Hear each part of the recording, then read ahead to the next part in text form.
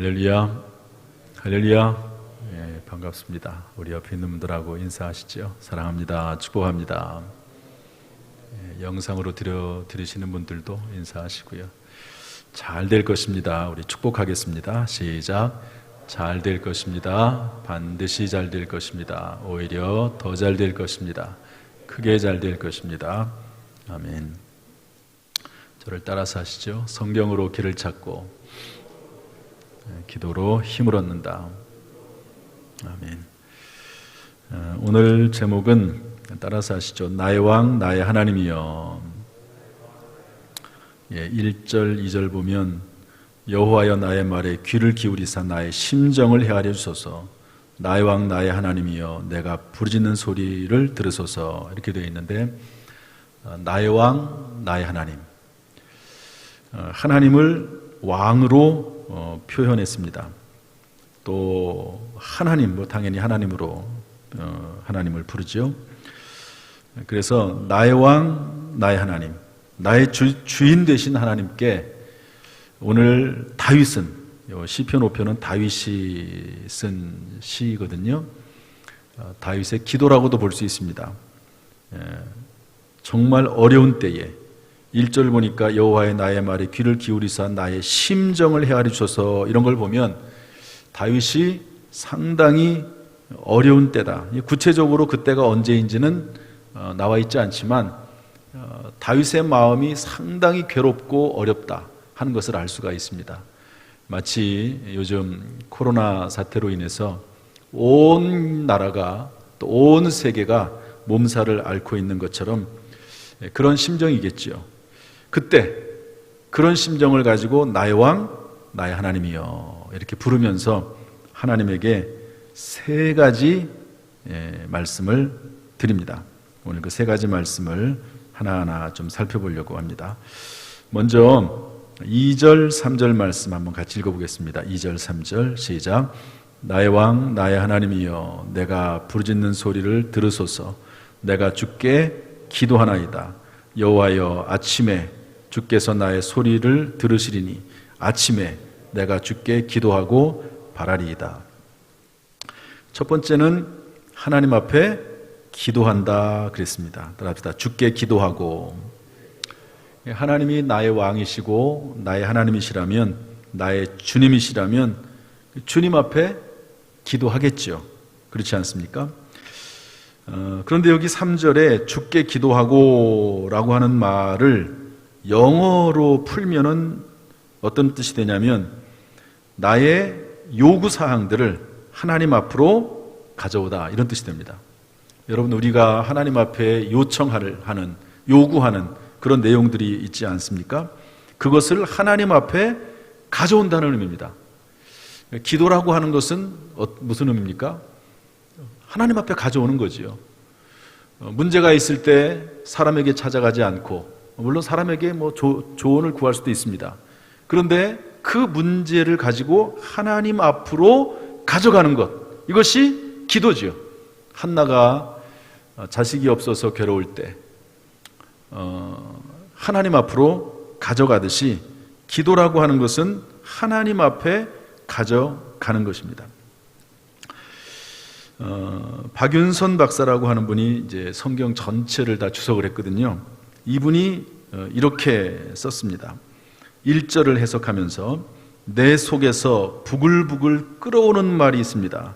내 가슴에 맺힌 심정이 있습니다.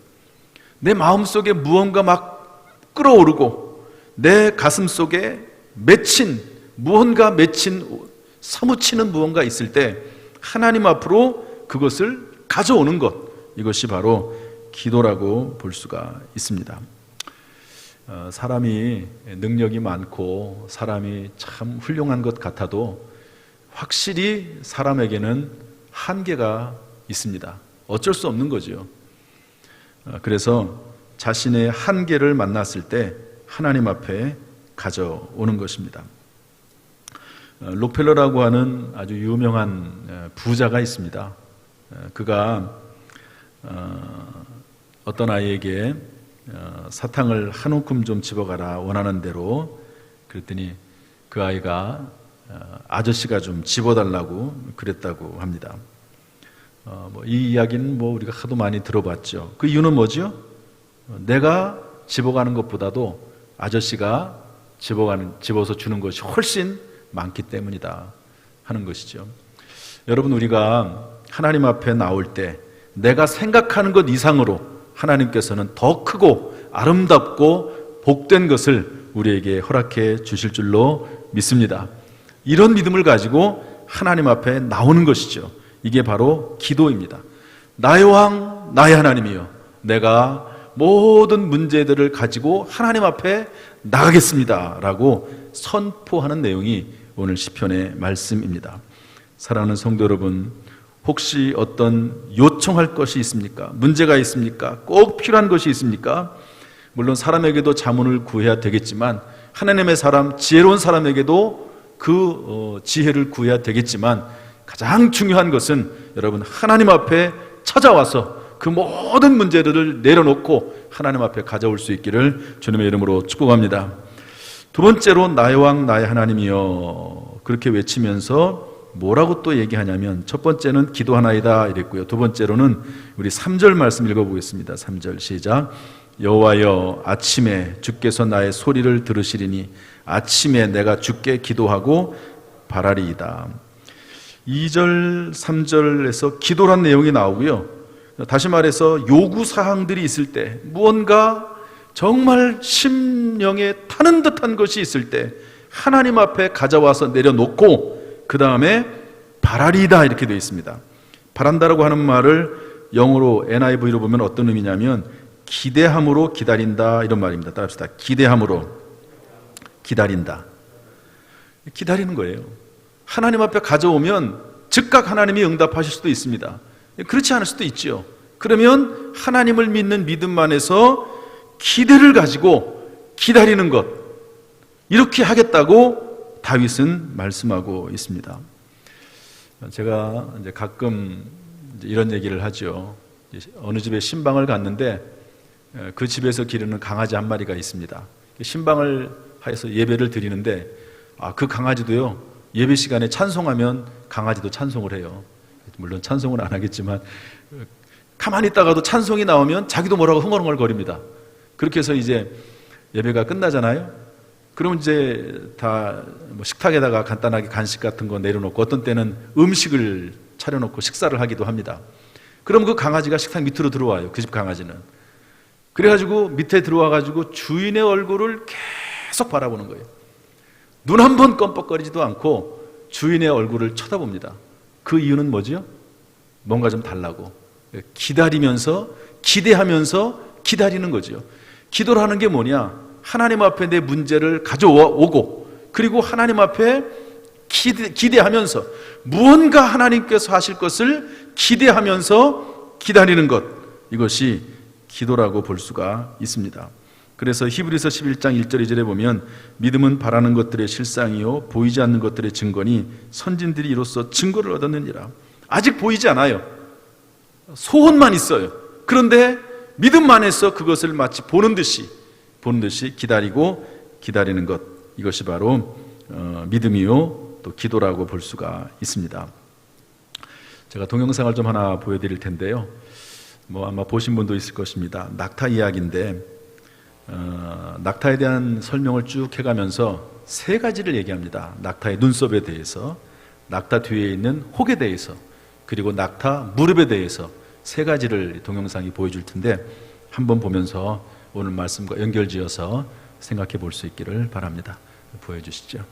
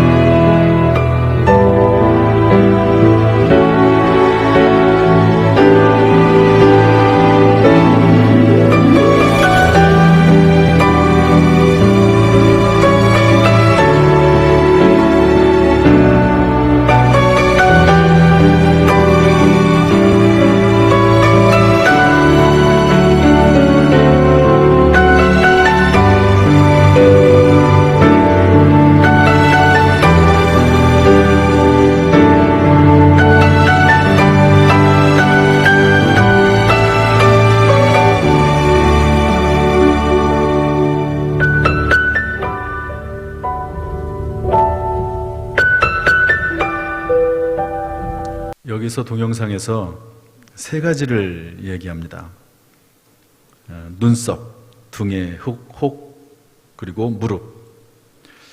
보통 기도 낙타무릎이라고 하는 야고보의 별명은 낙타무릎입니다. 그만큼 야고보가 기도를 많이 했다고 해서 낙타무릎이라고 하는 별명이 있습니다. 그런데 기도는 내가 무언가를 하나님 앞에 강력히 요청해서 그것이 응답되도록 하는 것이 기도일 수 있습니다. 그런데 오늘 여기에서 낙타를 소개하면서 낙타무릎, 기도로 비유하는 이 낙타무릎이 뭐냐? 그 모래바람이 지나갈 때까지 무릎을 꿇고 움직이지 않고 지나갈 때까지 기다리는 것, 그렇게 비유를 했습니다. 이것을 보면 기도라고 하는 것은 무엇이 이루어지기를 원하는 것도 기도이지만 어떤 경우에는요, 그냥 그대로 인내하고 기다리고 참으면서 모래바람이 지나갈 때까지, 폭풍이 지나갈 때까지, 문제가 해결될 때까지. 여러분, 언젠가는 문제가 해결되거든요. 오늘도 어떤 분이 저하고 통화를 하면서 이런 얘기 하더라고요. 코로나 사태가 왔지만 본인은 이게 언젠가는 해결될 거라고 믿는다, 그렇게 얘기하더라고요. 언젠가는 해결되는 거죠. 이거를 안 믿는 사람은 없을 겁니다. 그런데 그 기간 동안 우리는 언제인지 모르지만 그것을 참고 기다리고 인내하면서 믿음을 가지고 기다리는 것, 인내하는 것, 이것이 낙타무릎의 한 면이다 하는 것을 알 수가 있습니다. 오늘 다윗이 나의 왕 나의 하나님에게 찾아와서 모든 문제를 내려놓고 그 다음에는 기대하면서 바라보는 거예요. 기대하면서 바라보는 것. 물론 빨리 그 문제가 해결되기를 원하는 마음이 있겠죠.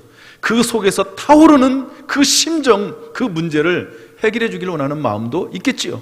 그러나 그때는 아무도 모르는 것입니다. 낙타무릎처럼 그것이 지나갈 때까지, 모래 폭풍이 지나갈 때까지 견디고 버티고 이겨내는 것, 이것이 믿음의 또 한 면이고 기도의 모습이다 하는 것을 알려주고 있습니다. 사랑하는 성도 여러분, 코로나 사태가 아니더라도 어떤 문제이든지 마찬가지입니다. 어떤 문제를 만나든지 간에 하나님의 시간표가 있습니다. 하나님의 때가 있습니다. 여러분, 그것을 믿음 안에서 잘 극복하고 참고 인내할 수 있기를 주님의 이름으로 축복합니다. 그것이 믿음일 때가 있어요. 인내하고 견뎌내고 버텨내는 것이 믿음일 때가 있습니다. 마지막 세 번째로 나의 왕 나의 하나님이여, 다윗은 무엇라고 말씀하고 있습니까? 우리 7절 말씀 읽어보겠습니다. 7절 다 같이 시작. 오직 나는 주의 풍성한 사랑을 힘입어 주의 집에 들어가 주를 경외함으로 성전을 향하여 예배하리이다. 아멘. 마지막으로 다윗은 그럼에도 불구하고 그 타는 심정, 그런 마음이 있지만 나의 왕 나의 하나님에게 기도하고 그리고 하나님을 바라봤다고 했습니다. 그리고 여전히 변함없이 하나님 앞에 예배했다고 말씀하고 있습니다. 7절에는 예배자의 자세가 나오는데요, 첫 번째로는 오직이라는 말입니다. 오직 하나님께 예배드리고 주의 풍성한 사랑을 힘입어, 하나님의 은혜를 생각할 때 우리는 예배 드릴 수밖에 없는 것이죠. 주의 집에 들어가, 하나님의 성전에 들어가서 예배드리고 주를 경외함으로 하나님을 높여드리고 존중함으로 예배드리고요, 성전을 향하여, 부득이하게 혹시 예배드릴 수 없는 그런 환경이라고 하면, 성전에 못 갈 상황이라면 성전을 향하여 하나님 앞에 예배한다, 이렇게 말씀하고 있습니다.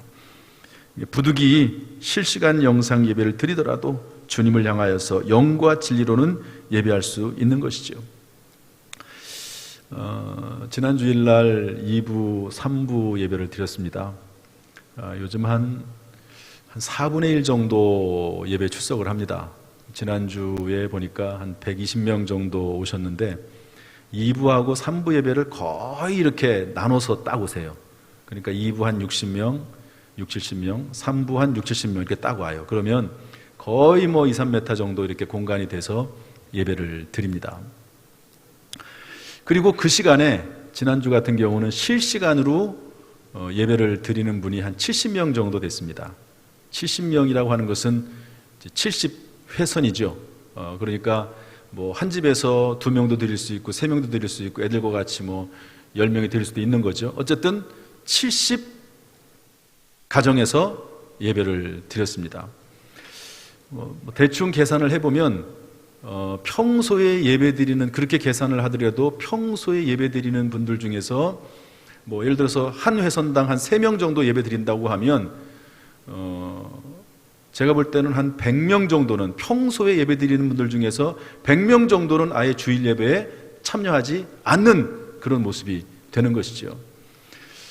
여러분, 상황이 어렵다 할지라도 예배는 드려야 되는 것입니다. 여기 보면은 예배하리로다 다윗이 말을 하면서 성전을 향하여, 어떤 상황에서는 성전, 여기 보면 주의 집에 들어가 성전에 들어가서 예배도 드리지만 어떤 경우에는 성전에 들어가지 못할 때가 있습니다. 그러면 성전을 향하여, 우리로 말하면 실시간 영상 예배를 통해서라도 하나님 앞에 예배를 드리는 것이죠.